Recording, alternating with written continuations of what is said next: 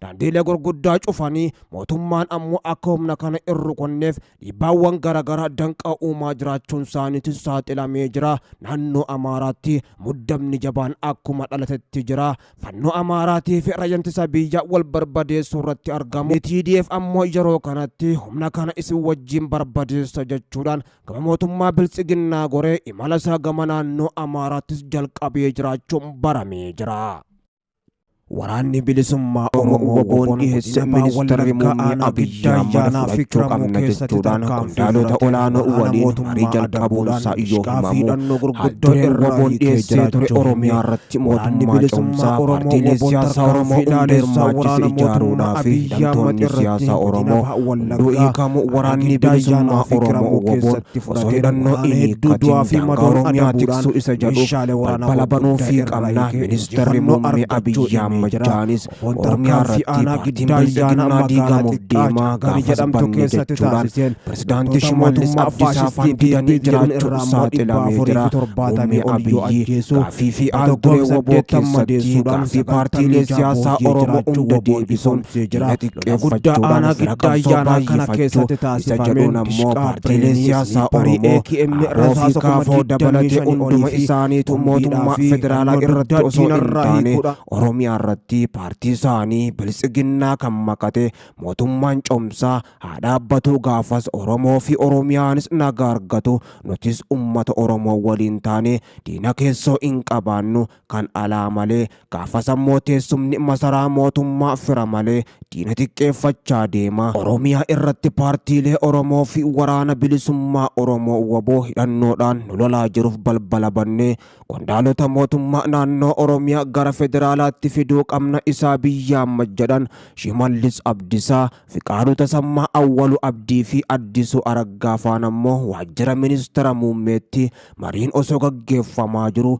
walga'icha dhiitanii bahuudhaaf yaalanis xumura irratti walii galtee tokkorras osoo hin geenye adda bahuu isaanii qondaalli mootummaa olaanaan tokko dhimma kana itti dhiyeenyaan ordofaa turan odeessa kana nuun gahanii jiru. Keessa beektonni akka himanitti mootummaan lola gaggeessaa jiruun hin injifadhatti humna danuu dhabaa jira.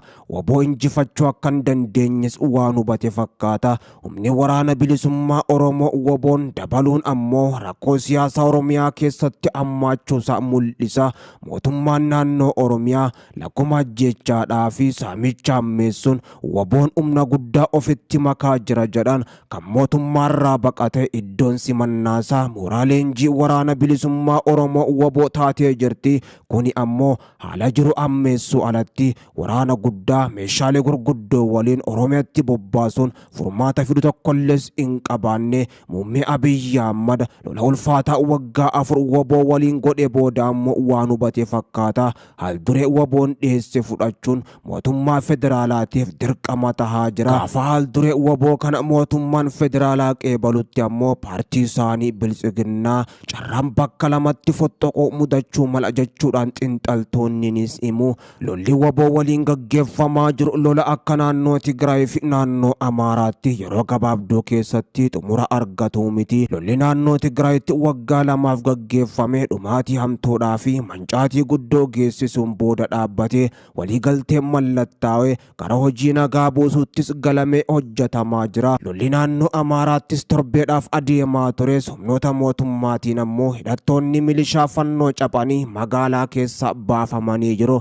Kunis ammoo xumura argatee jira jechuu miti. Lolli TPLF fi fannoon gaggeessan kaaba Itoophiyaa gara qarqara biyyattiitti ture. Kan waraana bilisummaa Oromoo WBO'n gaggeeffamaa jiru ammoo jiddu galeessa biyyattiitti gaggeeffamaa jira. Akkasumas naannoo guddicha biyyaa ta'ee fi uummata biyyattii guddaa fi hangafa keessatti gaggeeffamaa waan jiruuf gaafii qaamni hidhannoodhaan lolaa jiru dhiyeesseef karaa sirrii ta'e qofaan ammoo deebisaa yoo laatame qofa waraanichi xumuramuu danda'a kan jedhan xiinxaltoonni. San ta'uu baannaan Itoophiyaan ammoo maraamartoo waraanaa dhuma hin qabne keessatti kufuu qofa jedhan carraan isiin qabdu yoo himan xiinxaltoonni.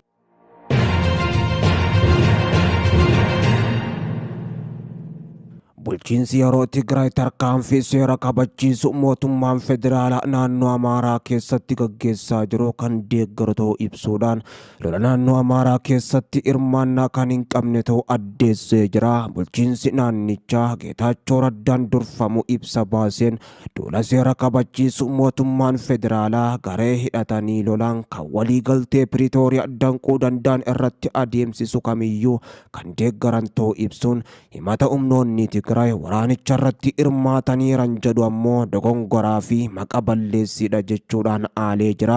Humnoonni oduu akkasii kaasan raayyaa ittisa biyyattiitiin ammoo waan mo'atamaniif uummata Tigraayitti sababeeffachuudhaaf jedhee jira. Ibsi mootummaa coomsaa naannoo Tigraay kan Geetaachoo Raddaatiin durfamurraa laatame kun mootummaan federaalaa tarkaanfii humnoota kanarratti fudhachaa jiruuf deeggarsa addaa Tigraay irraa istee paartii biraa irraa barbaada jedhee mootummaan naannoo isaanii kan hin amanne ta'uu Geetaachoo Raddaa himuudhaan duula humnoota gara jabeeyyiidhaa fi michoota isaanii kanneen waliigaltee Piriitooriyaa danquudhaaf yaalii ijibbaataa taasisaa jiran fashaleessuudhaaf mootummaa federaalaa kan deeggaran ta'us ibsee jira.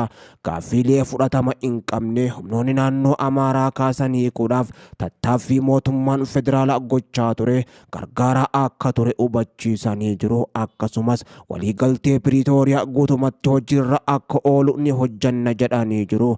Fedhiin uummata Tigraay ammas rakkoolee jiran karaa nagaan hiikuudhaa fi kutannoo kan qaban ta'uu eeranii jiru. Ibsichi kun qaamoleen kunneen gareen kunneenii fi michoonni isaanii waliigaltee Piriitooriyaa fashaleessuudhaaf hojjechaa turuu ibsuudhaan kayyoon isaanii otoo hin milkaa'in hafee jira kan jedhe. Ibsichi kun humnoonni naannoo Amaaraa kunneen ejjennoo farra waliigaltee Piriitooriyaa fi uummata Tigraay kan qaban ta'uu ifatti beeksisee turus beeksisee jira.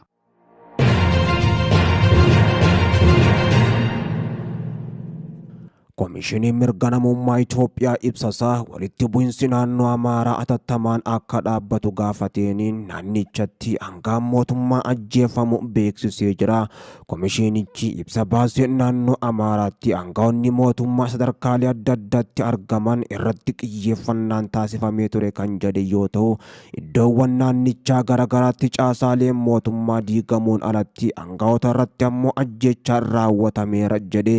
Magaalota naannoo Amaaraa saditti haleellaan qilleensaa fi meeshaalee jabaa raawwateen lammiileen nagaa lubbuu dhabuu komishinii mirga namummaa Itoophiyaa beeksise. Komishinichi magaalotaa fi naannawaa magaalotiitti ammoo walitti bu'insi raawwatamu mirkaneesseera kan jedhe yoo ta'u, kanaanis ammoo meeshaalee waraanaa ciccimoon itti dhimma bahamuudhaa fi namoota nagaa fi qabeenyarra miidhaan qaqqabuu ibsee jira. Keessattuu mormitoota daandiilee cufuu yaalanii fi namoonni kaan ammoo ajjeefamu manneen hidhaa naannichatti argamanii fi buufataalee poolisii irratti ammoo saamichi raawwatamuun meeshaalee waraanaa fi kanneen dhukaafaman biraa ammoo hatamuu, hidhamtoonni murtee eeggataa turanii fi kanneen itti murtaa'e ammoo hidhaarratti argaman akka miliqaman taasifamus komishinii mirga namummaa Itoophiyaa ibsee jira. Komishinichi sarbamni dabalataa akka hin raawwanne mootummaadhaa fi hidhattoonni fannoo finxaaleeyyii Amaaraa walitti bu'insa dhaabuudhaan